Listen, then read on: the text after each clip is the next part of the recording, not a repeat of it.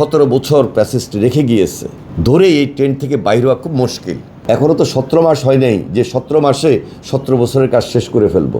এই দলীয়করণ নির্বাচনটা ওনারা কিন্তু ওই আওয়ামী লীগ যেভাবে করছেন জাস্ট মার্কা দিয়ে, তো ওনারা হয়তো মার্কা দিবেন না, কিন্তু প্রার্থী দিয়ে তো ওনারা সেই দলীয়করণটা করছেন। গুমের শিকার হয়েছে, খুনের শিকার হয়েছে, অত্যাচারিত হয়েছে, নির্যাতিত হয়েছে, জেলে বন্দি ছিল, বাড়িঘর, আত্মীয় স্বজন সব কিছু থেকে তো বঞ্চিত ছিল। এককভাবে একক দল হিসাবে আন্দোলন করে নাই, সকল রাজনৈতিক দলকে, ফ্যাসিবাদ বিরোধী সকল রাজনৈতিক দলকে নিয়ে আমরা আন্দোলন করেছি। আমাদের নেতা জনাব তারেক রহমান সাহেব নির্বাচিত জীবনে থেকে লন্ডন থেকে সবাইকে একত্রিত করেছেন, ঐক্যবদ্ধ করেছেন, দেশবাসীকে নেতৃত্ব দিয়েছেন। একটা দল যদি গণবান্ধব না হতো তাহলে একই পরিবারের 3 জন এই বিশাল নেতৃত্বে আসার সুযোগ ছিল না। কিছু কিছু প্রভাবশালী ব্যক্তি নিয়ে আসেন যে এটাকে মোকাবিলা করা কঠিন হতে পারে, সেখানে ওই ব্যবস্থাপনা কমিটি আইনি প্রক্রিয়ায় তাদেরকে সরিয়ে দেওয়ার উদ্যোগ দিবেন।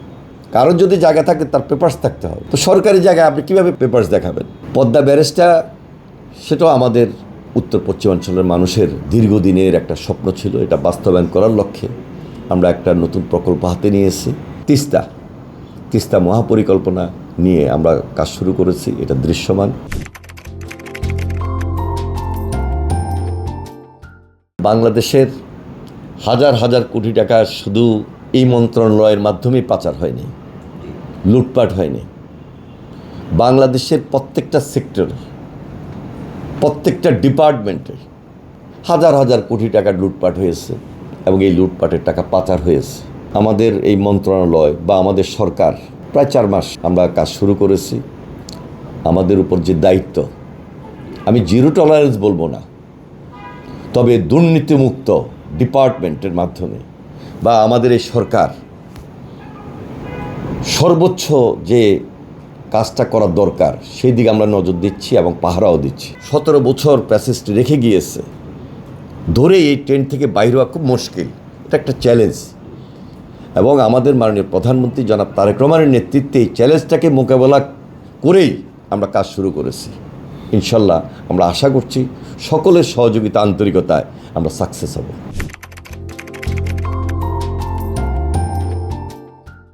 একটা দেশ চলতে হলে তো রাজনীতিটা হলো বড় জিনিস, রাজনৈতিক ব্রেইনটা, রাজনৈতিক কৌশলটা।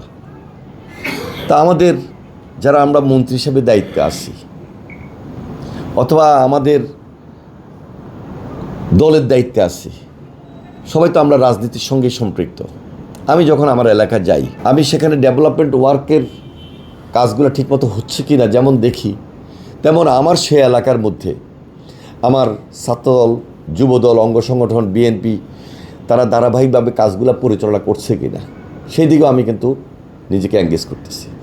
এবং যারা বিএনপির প্রেসিডেন্ট সেক্রেটারি হিসেবে দায়িত্বে আছেন, কেন্দ্রেও বলেন আর ডিস্ট্রিক্টে বলেন, ডিস্ট্রিক্টের আন্ডারে উপজেলায় বলেন বা ইউনিটে বলেন, প্রত্যেক জায়গায় আমরা এই কাজগুলা খুব ভালোভাবে শক্ত হাতে এটা আমরা আমরা মোকাবেলা করতেছি এবং সবাইকে সম্পৃক্ত করে কাজ করতেছি। এখনও তো 17 মাস হয় নাই যে 17 মাসে 17 বছরের কাজ শেষ করে ফেলবো। 4 মাস আমরা এই কাজগুলা বা লাস্ট যে এই নির্বাচনের আগে যে সময়টা আমরা পেয়েছি, সব কিছু মিলে যে সময়টা আমাদের হাতে, এখন আরও কিছু সময় লাগবে টোটাল সংগঠনটাকে এটাকে আরও বেশি শক্তিশালী করে এবং দৃশ্যমান আমাদের প্রত্যেকটা ইউনিটে কার্যক্রম গতিশীল করার জন্য। সারা বাংলাদেশে বিএনপির সাংগঠনিক তৎপরতা আমরা আরও বেশি বৃদ্ধি করব এবং খুব সহসায় আমাদের এই কাজগুলো যেন প্ল্যান ওয়াইজ, যে সমস্ত জেলায় আমাদের সম্মেলন হয় নাই, যে সমস্ত জেলা আমাদের কাউন্সিল হয় নাই, যেখানে আমাদের নতুনভাবে আরও কিছু ইউনিটকে শক্তিশালী করার জন্য কাজ করা দরকার, সেগুলো আমরা প্রয়োজনীয় পদক্ষেপ গ্রহণ করব।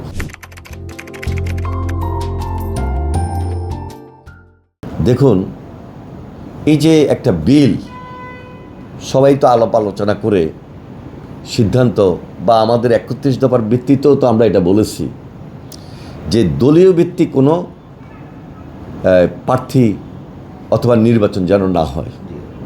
এটাতে তো সবাই ঐক্যমত পৌঁছেছেন। আমি শুধু একটা প্রশ্নই করতে চাই, বিরোধী দলে যারা আছেন তারা সারা বাংলাদেশে প্রত্যেকটা ইউনিয়নের প্রার্থিতা ঘোষণা করছে, ইউনিয়নের চেয়ারম্যান মেম্বার ঘোষণা করছেন, উপজেলার প্রার্থিতা ঘোষণা করছেন, পৌরসভার মেয়র ঘোষণা করছেন, সিটি কর্পোরেশনের মেয়র ঘোষণা করছেন। কেন করলেন, কী কারণে করলেন? তাহলে উনি যে ঐক্যমত্যতা পৌঁছেছেন, এই ঐক্যমতটা অথবা ওনার যে কমিটমেন্ট সেখান থেকে সরে গেলেন না। আমি বিএনপি তো এখনও কোনো ধরনের প্রার্থিতা কোথাও ঘোষণা করি নাই, এবং ঘোষণা করব কি না সেটাও তো আমার পার্টির মধ্যে আমরা আলোচনা করব।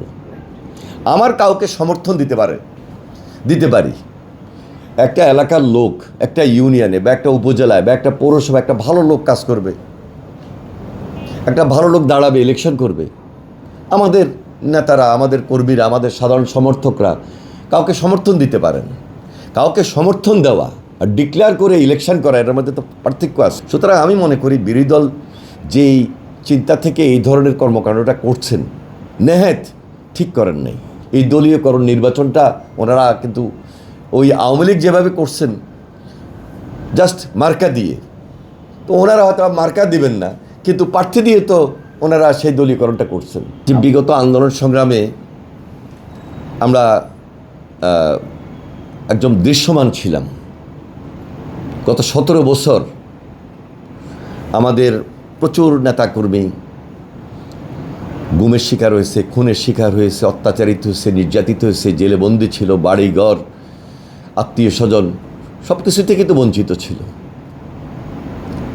আমরা বিরোধী দলকে পেয়েছি, কতটুকু পেয়েছি কতটুকু পাই নাই এটা দেশের মানুষ যার যার এলাকায় অথবা কেন্দ্রীয়ভাবে সবাই জানেন। এটা তাদের রাজনৈতিক কৌশল ছিল, কী ধরনের কৌশল ছিল ওনারাই ভালো বলতে পারবেন। তবে বিরোধী দলে ছিলেন, আমরা এককভাবে একক দল হিসাবে আন্দোলন করি নাই। সকল রাজনৈতিক দলকে, ফ্যাসিবাদ বিরোধী সকল রাজনৈতিক দলকে নিয়ে আমরা আন্দোলন করেছি। আমাদের নেতা জনাব তারেক রহমান সাহেব নির্বাচিত জীবনের থেকে, লন্ডন থেকে সবাইকে একত্রিত করেছেন, ঐক্যবদ্ধ করেছেন, দেশবাসীকে নেতৃত্ব দিয়েছেন। একটা পরিবার, একটা দল যদি গণবান্ধব না হতো তাহলে একই পরিবারের 3 জন এই বিশাল নেতৃত্বে আসার সুযোগ ছিল না। বা প্রেসিডেন্ট জিয়ার অর্জন, খালেদা জিয়ার অর্জন, আজকে তারেক রহমানের অর্জন। মনে করছি, আশা করছি বা প্রত্যাশাই করি দেশবাসী তাদেরকে যেভাবে বারবার সহযোগিতা করেছেন, আগামী দিনে আরও বেশি সহযোগিতা করবেন, ওনার হাতকে শক্তিশালী করবেন।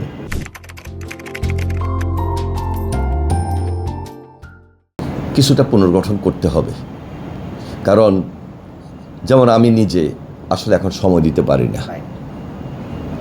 তো যেহেতু আমার উপর একটা রাজনৈতিক দায়িত্ব, মন্ত্রণালয়ের দায়িত্ব দেশ পরিচালনার ক্ষেত্রে, এই জন্যই বলছি যে মিডিয়া সেলটাকে আমরা রিঅর্গানাইজ করব।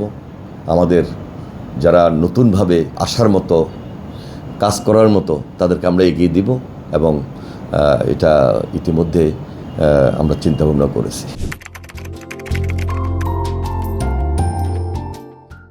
এটা দেশবাসী খুবই পজিটিভলি নিয়েছেন, দেশের ভাবমূর্তি উজ্জ্বল হয়েছে, এবং ভবিষ্যতে এই ধারাবাহিকতা রক্ষা করে যেন আমরা দেশের স্বার্থে, জনগণের স্বার্থে কাজ করে যেতে পারি, এবং একটা বন্ধুত্বসুলভ সম্পর্কের মধ্য দিয়ে আমরা সকল দেশের সঙ্গে এভাবে সম্পর্ক রেখেই কাজ করতে পারি, সেই দিকটা আমাদের বিবেচনায় থাকবে।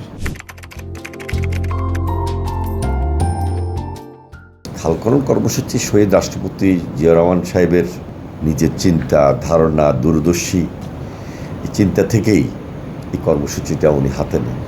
লক্ষ্য ছিল 2টা, একটা হলো গ্রামীণ অর্থনীতিটাকে চাঙ্গা করা, আরেকটা হলো কৃষির একটা বিপ্লব নিয়ে আসা। যার কারণে এই 2টা লক্ষ্যকে সামনে রেখে প্রেসিডেন্ট জিয়া রহমান সাহেব খাল খনন কর্মসূচিটা হাতে নেন। এই যে কর্মসূচিটা করতে গিয়ে হয়তো ওনার নলেজে ছিল, উনি বুঝতেন, উনি জানতেন, কিন্তু আমরা সাধারণ মানুষ যে সুবিধাটুকু পেয়েছি, কি সুবিধা? একদিকে উৎপাদন বৃদ্ধি হলো, খালে খননটা করার পর খালে পানি আসলো, পানিতে মাছের চাষ হলো, মাছের বাজার স্থিতিশীল হলো, খালের দুই পাড়ে ফলমূল, ফলের গাছ, বৃক্ষরোপণ কর্মসূচি ছিল, সেখান থেকে ফল পাইল, গাছ পাইলো, কাঠ পাইলো, পরিবেশ পাইলো, জলবায়ু পাইলো, বাজার স্থিতিশীল হলো। প্রেসিডেন্ট জিয়া এবং দেশনেত্রী বেগম খালেদা জিয়ার অসমাপ্ত কাজগুলো আমরা এখন সমাপ্ত করার জন্য নির্বাচনের আগে আমাদের মাননীয় প্রধানমন্ত্রী যেখানে গিয়েছেন সেখানেই প্রতিশ্রুতি দিয়েছেন এবং আমাদের যে নির্বাচনী ইশতেহারের মধ্যে আমরা স্পেসিফিক উল্লেখ করেছি খাল খনন কর্মসূচিটা আমরা নতুনভাবে শুরু করব। দিনাজপুরের কাহারোল উপজেলায় শাহপাড়া খাল উদ্বোধনের মধ্য দিয়ে অ্যাট এ টাইম সারা বাংলাদেশে 54টা জেলায় এই কর্মসূচি আমরা শুরু করেছি।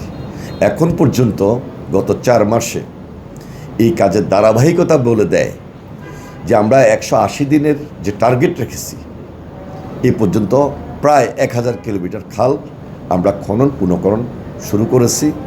আর এটা তো একটা চলমান প্রক্রিয়া, আগামী 5 বছরের জন্য এটা আমরা কন্টিনিউ করব।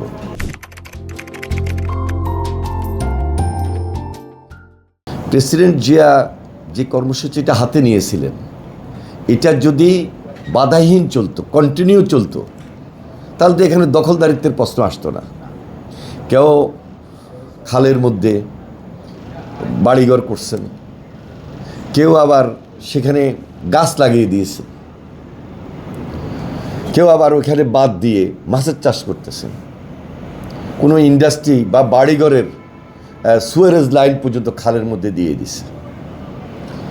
যদি খাল খনন প্রক্রিয়াটা কন্টিনিউ চলতো, ধারাবাহিকভাবে পরবর্তী সরকারগুলো কন্টিনিউ করতে পারতেন, তাহলে এই সমস্যা আমাদেরকে আজকে এসে মোকাবেলা করতে হতো না।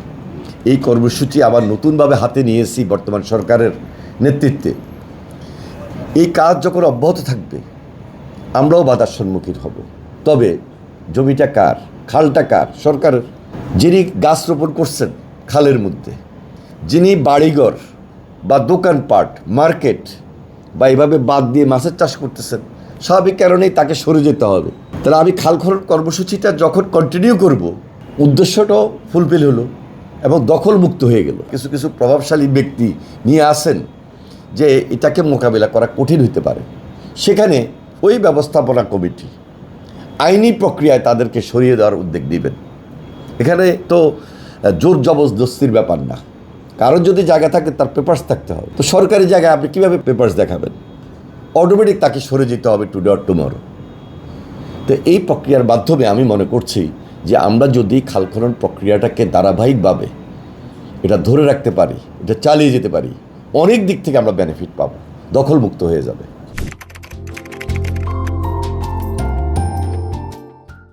আমাদের প্রত্যেকটা জেলায় জেলা প্রশাসকের নেতৃত্বে একটা ব্যবস্থাপনা কমিটি আছে। সেই ব্যবস্থাপনার কমিটিতে স্থানীয় সংসদ সদস্য যিনি রয়েছেন তিনি হলেন অ্যাডভাইজার। আর অন্যান্য ডিপার্টমেন্টে যারা আছেন, ইনক্লুডিং আমাদের পানি সম্পদ মন্ত্রণালয়ের এক্সিকিউটিভ ইঞ্জিনিয়ার, স্থানীয় সরকার পল্লী উন্নয়ন মন্ত্রণালয়ের এক্সিকিউটিভ ইঞ্জিনিয়ার, কৃষি মন্ত্রণালয়ের এক্সিকিউটিভ ইঞ্জিনিয়ার বা পদস্থ যিনি আছেন, আর দিকে দুর্যোগ ব্যবস্থাপনা ও ত্রাণ মন্ত্রণালয়ের যিনি দায়িত্বে আছেন, এরা ওই কমিটির মেম্বার। সেখানে আলোচনার পরিপ্রেক্ষিতে সিদ্ধান্ত অনুযায়ী যেটা ব্যবস্থাপনা কমিটির সুপারিশ থাকবে সেটা হলো প্রায়োরিটি বেসিস। যে সকল শিক্ষা প্রতিষ্ঠান আছে তাদেরকে সেখানে ওই মাটিগুলা, অ্যাক্সেস মাটিগুলা তাদেরকে হ্যান্ডওভার করবে, তাদেরকে দিবে। এরপরও যদি উদ্বৃত্ত যে মাটি থাকে সেগুলো নিলামে আমরা দিয়ে দেব। সুতরাং এখানে মাটি জমিয়ে রাখার কোনো সুযোগ নাই। আমরা একদম ফ্রি সার্ভিস ধরতে গেলে মাটিটা, উদ্বৃত্ত মাটিটা শিক্ষা প্রতিষ্ঠানে প্রয়োজন অনুযায়ী বরাদ্দ হবে, নিয়ে যাবেন। আর বাকি যেটা যদি থাকে উদ্বৃত্ত সেটা আমরা নিলামে দিয়ে দেব খুব নমিনাল প্রাইসে। আমাদের যেটা হলো জিআরসি, জয়েন্ট রিভার কমিশন, আমাদের বাংলাদেশ সাইডে তারা কাজ করছে, ইন্ডিয়ান সাইডে তারাও একটা কাজ, তাদের কমিটি তাদের কাজ করতেছে। মাঝে মাঝে দুইটা কমিটি একসঙ্গে আলোচনাও করে।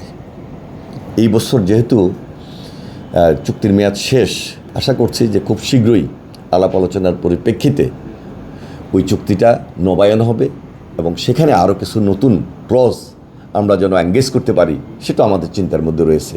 কাজটা অব্যাহত আছে, আশা করছি যে খুব শীঘ্রই আমরা এটার নবায়ন করেই আমরা কাজ শুরু করে দিতে পারবো, কোনো অসুবিধা হবে না ইনশাল্লাহ। পদ্মা ব্যারেজটা সেটাও আমাদের উত্তর পশ্চিমাঞ্চলের মানুষের দীর্ঘদিনের একটা স্বপ্ন ছিল। এটা বাস্তবায়ন করার লক্ষ্যে আমরা একটা নতুন প্রকল্প হাতে নিয়েছি, সেটা একটাকে পাশ হয়েছে। আমাদের বাংলাদেশের 3 ভাগের 1 ভাগ এলাকার মানুষ এই বেনিফিটটা পাবে এই পদ্মা ব্যারেজ বাস্তবায়নের মধ্য দিয়ে। প্রায় 37% ওই এলাকার মানুষ সম্পূর্ণ সুযোগ সুবিধা, আরেকদিকে জীবিকার ব্যাপার রয়েছে, কৃষি কার্যক্রম রয়েছে।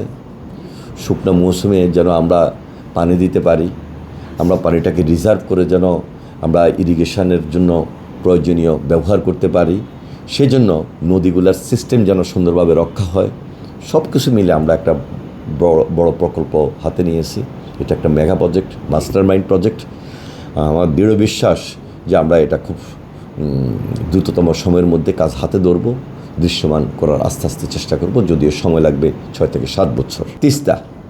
তিস্তা মহাপরিকল্পনা নিয়ে আমরা কাজ শুরু করেছি। এটা দৃশ্যমান, স্টাডি ইতিপূর্বে কমপ্লিট হয় নাই, যদিও একটা কনসেপ্ট নিয়েই তিস্তার পাড়ে দেশি বিদেশি কয়েকটা টিম গিয়ে কাজ করেছেন, সেখানে MOU হয়েছে।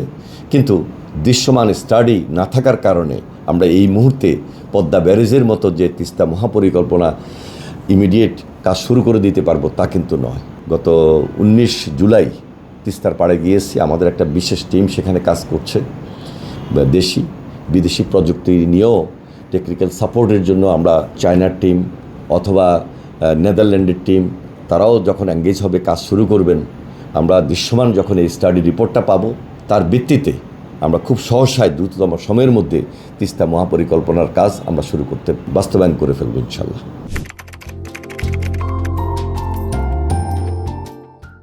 আমরা কি উজানের দেশ না বাটির দেশ? তো বাটির দেশ হলে পানিটা কোত্থেকে নামবে? উজান থেকে আসবে না? তো উজান থেকে যখন পানি আসবে নামবে কোত্থেকে? কোনখান দিয়ে? বাটি দিয়ে নামবে। যার কারণে আমাদের এই পানিটা নামার ক্ষেত্রে একদম বঙ্গোপসাগরে যখন যায় তখন বড় বড় এই পদ্মা, মেঘনা, যমুনা এবং মেঘনার যে মোহনা, পদ্মা, মেঘনা এবং বঙ্গোপসাগরের মোহনা, এখান দিয়েই তো পানিগুলোর নামে।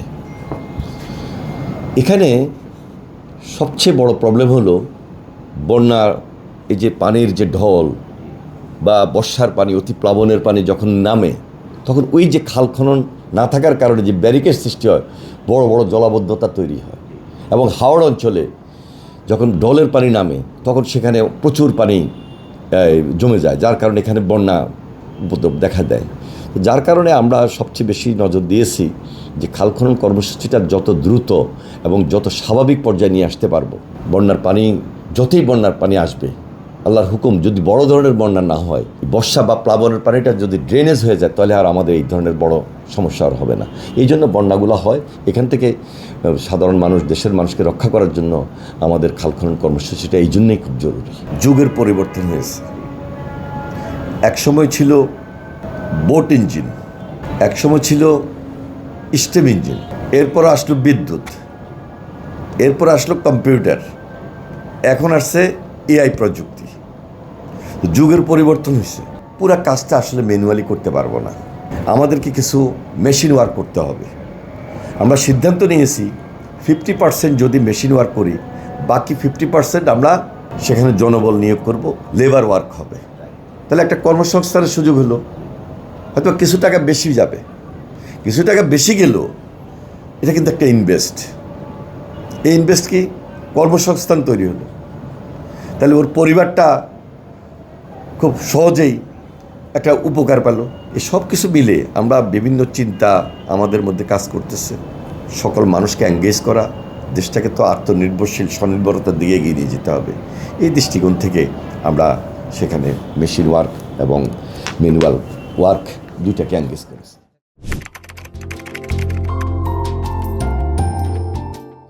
এটা আমাদের এই দেশের জনগণ, এদেশের মানুষ, তারাই তো বলবেন। আমি না বলাচ্ছি, ওনাদের কাছেই ওনারাই বলাটাই উচিত এবং নিশ্চয়ই বলছেন এবং বলবেন।